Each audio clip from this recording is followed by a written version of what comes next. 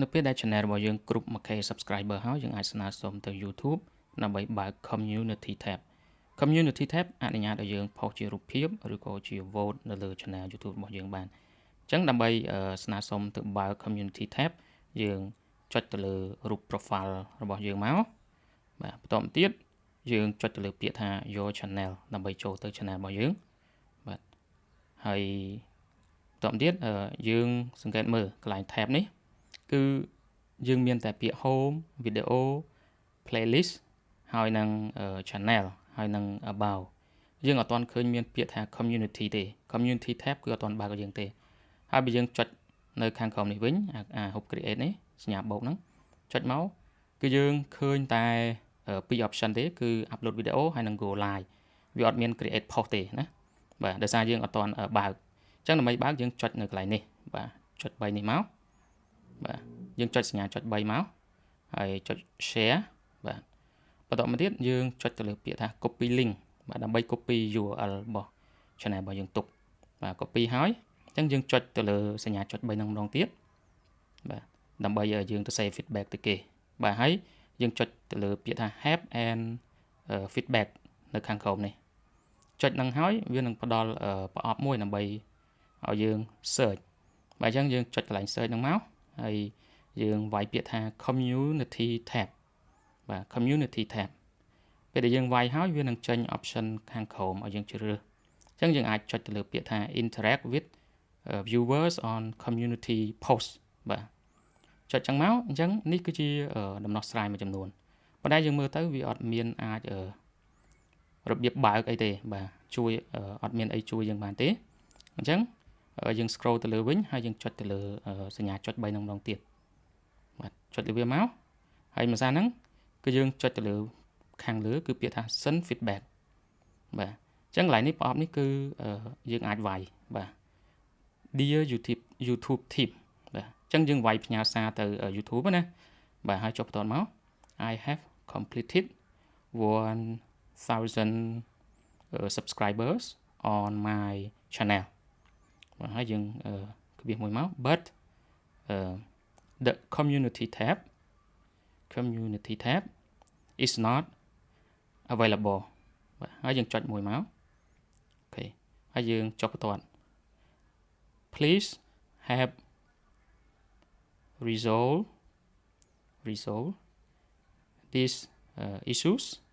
as soon as possible បាទយើងសូមឲ្យគេបើកអាហ្នឹងឲ្យយើងណាបាទយើងចុចបន្តទៀតយើងសេថា my channel URL បាទយើងចុច2មកហើយយើងចុចបន្តបាទយើងផាសណាយើងផាស URL ដែលយើងបាន copy មិញយើងផាសវាមកបាទហើយបន្តទៀតយើងចុចបន្តទៀតយើងសេថា my channel name គេចុច2ហើយយើងចុចបន្តទៀតហើយយើងទៅសេឈ្មោះ channel របស់យើងឧទាហរណ៍ channel ខ្ញុំឈ្មោះថា learn with admin បាទយើងអញ្ចឹងដាក់ណា channel របស់យើងឈ្មោះអីយើងដាក់ channel ហ្នឹងទៅហើយចុចបន្តមកយើងដាក់ថា best regard បាទហើយយើងដាក់ឈ្មោះរបស់យើងឧទាហរណ៍ឈ្មោះយើងឈ្មោះតារាឈ្មោះអីចឹងទៅបាទដាក់ឲ្យត្រូវណាឈ្មោះយើងបន្ទាប់ពីយើងសរសេរចប់ហើយយើងចុចសញ្ញា send នៅខាងលើហ្នឹងដើម្បីផ្ញើសារហ្នឹងទៅកាន់ខាង YouTube អញ្ចឹងបន្ទាប់ពីក្រុមការងាររបស់ YouTube គេពិនិត្យមើលលើ channel របស់យើងត្រូវតាមលក្ខខណ្ឌហើយគេនឹងបើក community tab ឲ្យយើងប្រើអញ្ចឹងការរងចាំវាអាចយ៉ាងហោចណាស់ក៏ត្រូវរងចាំរយៈពេល24ម៉ោងដែរករណីខ្លះអាច24ម៉ោងករណីខ្លះអាចលើសពី24ម៉ោងណាអូខេអញ្ចឹងនៅពេលដែលគេ approve ឲ្យយើងគឺយើងឃើញ community tab បាទថ្មីមួយទៀតណា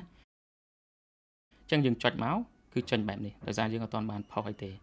បាទអញ្ចឹងដើម្បីផុសយើងចុចទៅរូប create នៅខាងក្រោមនេះយើងចុចលើវាទៅយើងនឹងឃើញ option ថ្មីមួយទៀតបាទគឺ create a post ណាអញ្ចឹងគេបើកឲ្យយើងហើយយើងចុចលើនឹងមកដើម្បីយើងផុសបាទជារូបភាពជាអីចឹងទៅបាទអញ្ចឹងកន្លែងនេះយើងអាចផុសបានអញ្ចឹងយើងសរសេរ caption មកយើងសរសេរអីសរសេរទៅណាឧទាហរណ៍ខ្ញុំសរសេរថា hello everyone ចឹងទៅបាទសរសេរ caption ចប់ហើយយើងចុចនេះកន្លែងរូបភាពនេះបាទដើម្បីយើងជ្រើសយករូបដើម្បី publish អញ្ចឹងឧទាហរណ៍ថាខ្ញុំយករូបថតអីមួយចឹងទៅបាទបន្តមកទៀតយើង save caption អីត្រូវអស់ហើយយើងចុចទៅលើ post នៅខាងលើនោះដើម្បី publish ចេញណាបាទឥឡូវខ្ញុំអត់ post ទេបាទចុច back វិញហើយមួយទៀតយើងចុចទៅលើ create ហ្នឹងបាទហើយយើងចុចលើ create a post ឡើងវិញ vàម្ដងទៀតមកចុចម្ដងទៀតហើយកន្លែងនេះយើងអាចសរសេរជាសំណួរជាអីចឹងណាបាទជា caption អីក៏បានដែរហើយបន្តមកទៀត